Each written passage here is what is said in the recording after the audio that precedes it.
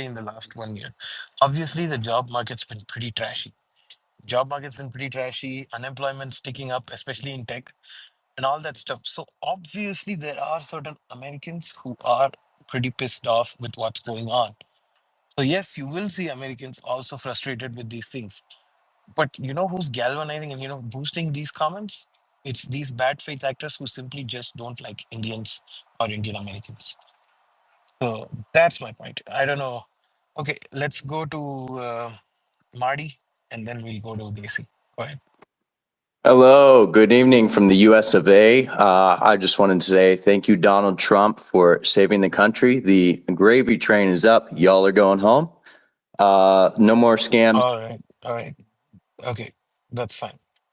Okay, who let him up? By the way, who let him up? I let I him want to up. know. Okay. You can't accuse us of having an echo chamber. So let's remember that for all you Khalistanis out there. It's very important that they know because they keep accusing us of having an echo chamber. So Says it's not an echo chamber, immediately shuts down the American guy. I mean, he was just there to stir the pot, but it's not like people who are opposed to the H1B program are just all anti-Indian bigots, right? There's a serious, widespread scam going on in this country, in the tech industry, and with visas in general.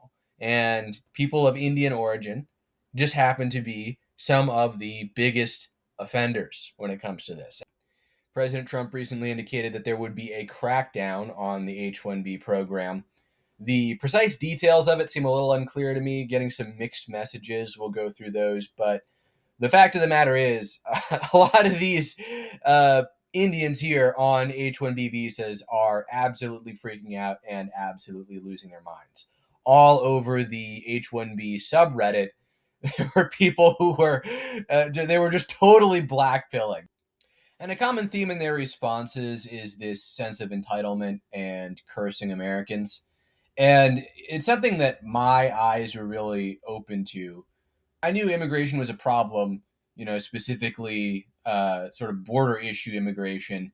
And I sort of understood that there might be some issues with visas during the first Trump presidency. But now, during the second Trump presidency, it really has shown how entitled much of the world feels to a job in America, even if it comes at the expense of American workers.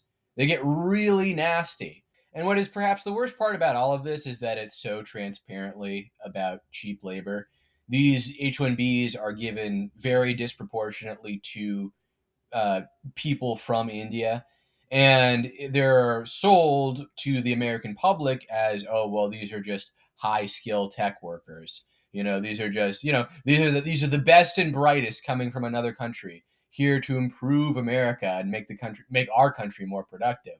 But then when you look at, say, championships for computer sciences worldwide, people people of Indian origin are actually like not outperforming other countries, right? You have all these Indian coders, but then somehow they're not dominating the entire world, taking home gold trophies when it comes to actual competitions in computer programming.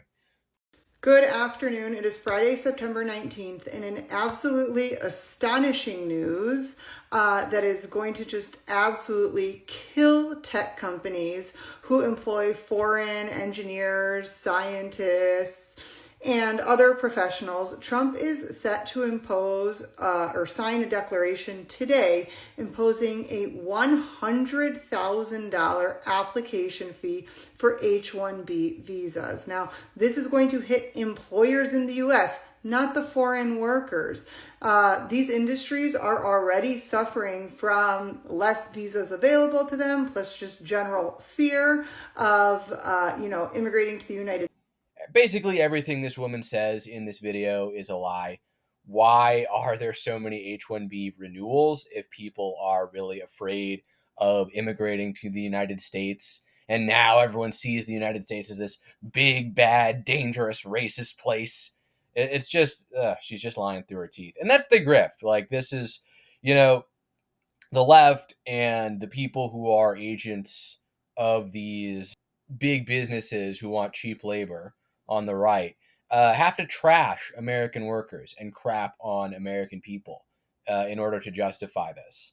States, less people wanting to come in general, the brain drain as we know it, and now we're adding $100,000 application fee on top of it.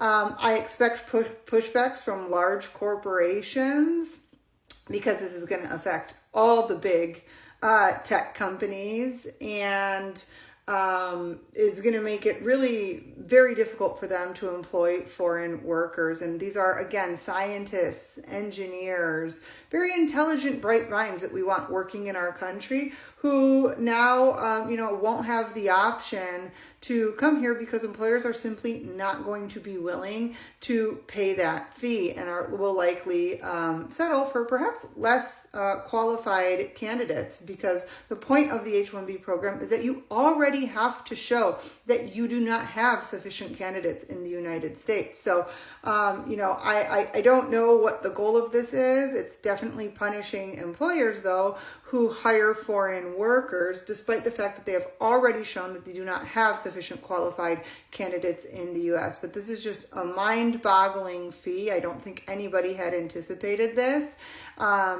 That I believe, is going to receive lots of pushback in court. This is what's so frustrating about the left and liberals in general. They're like, oh, well, you already have to show that you don't have any sufficient candidates here in the US. Oh, this is totally necessary. Like, it's just so naive. It's irritating. What if, just bear with me here, big businesses are actually bending the rules to get around that, to hire foreign workers for cheaper? What if that's what's going on here? Have you considered that? Have you thought about that? Have you thought about big business not doing what it's supposed to do in order to hire people for less? Yeah, it's infuriating. They are not hiring you, they are hiring someone else and pretending they looked. That's how the perm process works. That's how companies convert temporary H-1B workers into permanent residents without ever giving Americans a real shot. The law says they have to test the labor market, prove no qualified US worker is available for the job, but it doesn't say they have to try. So they post the job ad in a newspaper from 1997. They ask for resumes by mail. They hold interviews just to fail them. And once it's all documented, they hand the job to the person they always wanted to hire from the start. It's not a loophole. It's the process. Apple did it. Meta did it. They paid millions in settlements and kept going. Because for years, it was invisible. Legal, boring, safe. But the recent layoffs broke something. New grads can't find jobs or even get interviews, and applicants started to pay attention. Now there are entire sites curating these ghost listings so Americans can flood them with real applications, which means companies can't pretend anymore, which means perms are getting denied, which means the scam is cracking in public. Neoliberal economic policies have just been a complete disaster for the United States. Free trade has been a disaster. And part of the conceit back in the day of manufacturing jobs moving overseas was that the IT sector was going to grow, and then that would sort of offset the job loss. And first of all, this completely ignored the disparate impact. Like, there's no booming IT sector in the middle of West Virginia where all of those manufacturing jobs used to exist. And secondly, now the issue is, well, now that we do have a growing IT sector, but then tons of these jobs are actually going to people who aren't even American in the first place. So the people who were getting interested in going into IT are now iced out because it's become way more competitive than it should be. But of course, the visa scamming doesn't even end there. Multiple police officials and a businessman were arrested accused of running an immigration fraud scheme. Investigators say that scheme led to hundreds of foreign nationals illegally getting visas. News 2's Alexis Maroney breaks down how this case is unfolding. Investigators say they don't want the public's trust to waver. Instead, they say the arrest should show their dedication to statewide transparency. Last summer, investigators started tracking what seemed like a high number of armed robberies.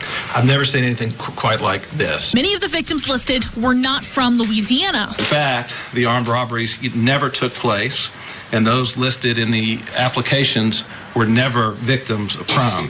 According to arrest documents, for 10 years, false police reports were being made by this group of police officials. Oakdale Police Chief Chad Doyle, Marshal Mike Slaney, Forest Hill Police Chief Glenn Dixon, and former Glenmora Police Chief Tebow Onicia. 99.9% of law enforcement is good. We do a great job. We go there and work every day. We get up. We do what we're supposed to do. For whatever reason, the lure of money or whatever it is that leads them to do the wrong thing, don't do it. The fake reports were used by foreign nationals to apply for U visas, a type of visa reserved for victims of crimes. In this case, crimes that never happened. False visas can facilitate illegal activities in the United States, including financial crime, crimes of violence, narcotics, human trafficking, etc. The indictment says the owner of a Subway in Oakdale, Chandrakant Patel, paid the officers $5,000 for each false report. We expect law enforcement officers to protect the public and to honor their trust, not to sell that trust and the honor of their badges for personal gain. After collecting years of evidence, investigators made 2 arrests at the Crown Plaza Hotel while they were attending a police chief's conference. The group is facing dozens of counts, including mail fraud, money laundering, and conspiracy to commit visa fraud, and more charges are possible. Court dates for the individuals have not been set just yet, but I'm being told court appearances will happen in Alexandria. In the newsroom, Alexis Maroney, WBRZ News 2. Clearly, we are in a very dire situation right now. Entire portions of this country are becoming unrecognizable, and now is definitely not the time to drag our feet or take half measures in dealing with issues like these. One of the problems, however, seems to be that after this announcement came out, there was this one tweet by Caroline Leavitt, the press secretary, which seems to walk back a lot of what was initially promised, which is deeply disconcerting. I think, Sean, do you agree with that? Well, they're $100,000 per year. So the whole idea is no more will these big tech companies or other big companies train foreign workers. They have to pay the government $100,000, then they have to pay the employee. So it's just not economic. If you're going to train somebody, you're going to train one of the recent graduates from one of the great universities across our land. Train Americans, stop bringing in people to take our jobs.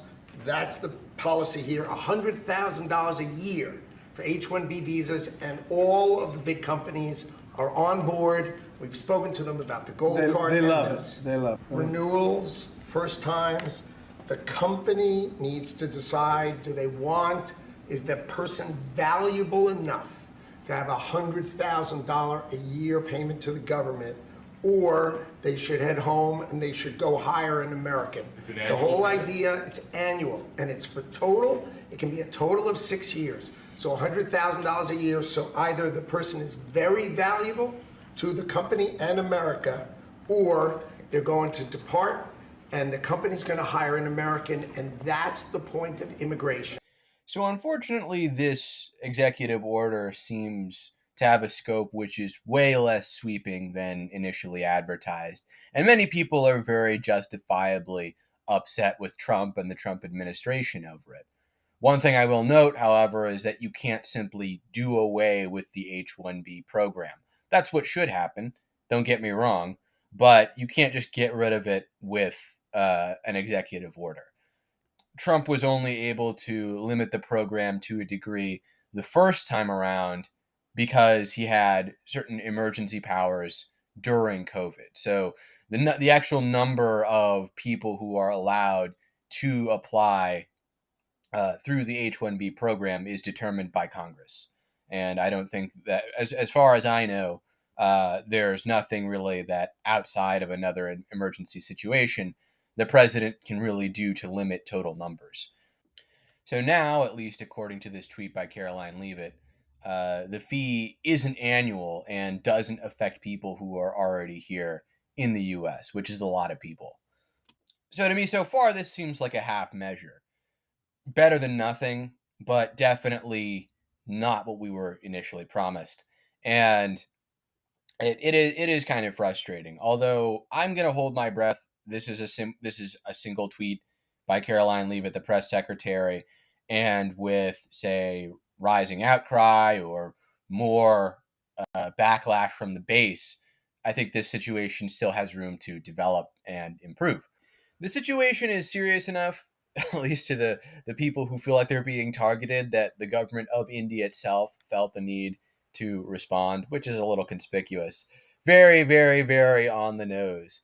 I mean, but basically what India is doing is they're just sending people over here and then they send money back to India. I think a lot of them, like once they get their H-1B, they actually move back to India, since a lot of these tech jobs can simply be done remotely. So some of them actually do. They're getting like American pay and then living in India, where I'm sure the cost of living is much cheaper.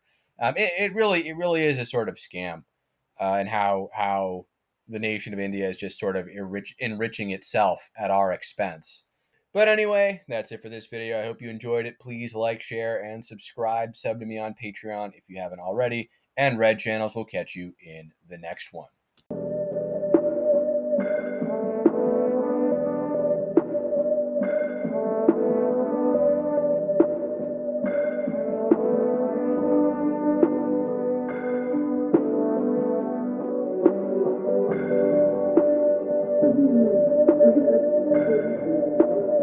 And a person like me,